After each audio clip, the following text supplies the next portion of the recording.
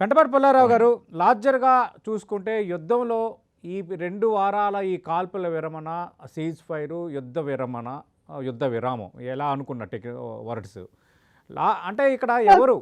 Iran వెనక్కి తగ్గిందా? లేదంటే ట్రంప్ వెనక్కి తగ్గినట్టా? కొన్ని యాంగిల్స్‌లో చూస్తే ట్రంపే కొంత మొమెంటం చేశాడని బెదిరించినట్టు బెదిరించి తెర వెనక రాజీ ప్రయత్నాలు స్పీడప్ చేశాడని ఒక చర్చ. 2 ఇరాన్ కొంత వెనక్కి తగ్గిందనేది రెండో చర్చ.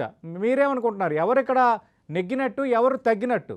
నేను తప్పకుండా అమెరికా, ఇజ్రాయెల్‌కే పైచేయ. హ్మ్. మీరు అమెరికా, ఇజ్రాయెల్ అని వదిలేస్తే కుదరదు. హ్మ్. వెనకాల 5 దేశాలున్నాయి.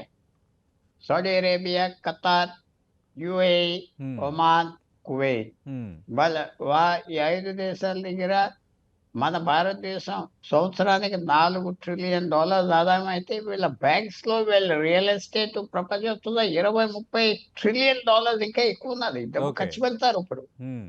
అమెరికా ఎనకాల ఈళ్ళున్నారు. వాళ్ళ సేఫ్టీ, వాళ్ళ సెక్యూరిటీ హ్మ్. వాళ్ళసలు ఉంటారా? పోతారా? ఇరాన్‌కి పై చేయి అప్పజెపితే, హ్మ్. హోర్ముజ్ జలసంధి వాళ్ళకి దాని మీద వాళ్ళకి పెత్తనం ఉన్నాదని అప్పజెప్తే, ఈ ఓ దేశాలు కరిగిపోవాలి. 6 నెలల్లో అంతే ఫినిష్. ఓకే. ఇది వార్ ఇట్టా అట్టా తేల్చే యుద్ధం. హ్మ్. సీజ్ ఫైర్ వచ్చింది. కరెక్ట్. అది కూడా స్ట్రాటజిక్‌గా, వ్యూహపూర్తిగా ఓకే. డొనాల్డ్ ట్రంప్ చేసిన పని. హ్మ్. ఎందుకంటే కొన్ని సర్దుకోవాలి. ఇందాక మేజర్ గారు చెప్పినట్టుగా కొన్ని విషయాలు సర్దుకోవాలి. ఓకే. కొంచెం అంటే పుల్లారావు అలసట గారు ఇక్కడ తగ్గాలి. ఇంకో అనుమానం ఏంటంటే, ఇప్పుడు చైనా అనేది కూడా ఇక్కడ కొంత గెస్ట్ రోల్ ప్లే చేసింది. ఇరాన్‌కి అనుకూలంగా ప్లే చేసిందని ఒక చర్చ జరుగుతోంది.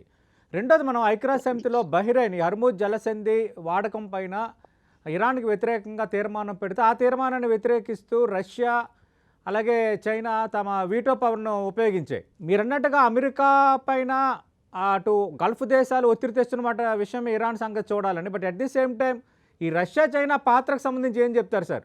అది తప్పదు కదా! చైనాకి మెయిన్ పార్ట్నరు ఇరాన్. హ్మ్. ఆయిల్ $40 బ్యారెల్‌కొస్తుంది వాళ్ళకి శుభ్రంగా. మార్కెట్ 80, 90 ఉంటాయి. హ్మ్. రష్యాకి, ఇరాన్‌కి సంబంధం ఉన్నది. అమెరికా మీద ప్రెషర్ తేవటానికి చేశారు. ఇది దౌత్య సంబంధాల్లో తప్పదు. హ్మ్. అందరూ అమెరికా పక్కన ఎందుకుండాలి? ఓకే. అమెరికా మీద ప్రెషర్ తేవాలి గదా! హ్మ్. ఇప్పుడు అమెరికా ఆళ్ళ మీద ప్రెషర్ తీసుకొస్తాది. ఓకే. చైనా మీద ప్రెషర్ తీసుకొస్తాది. హ్మ్. తైవాన్ మీద, హ్మ్. జపాన్ మీద తీసుకొస్తాది. అది జరుగుతా ఉంటాది.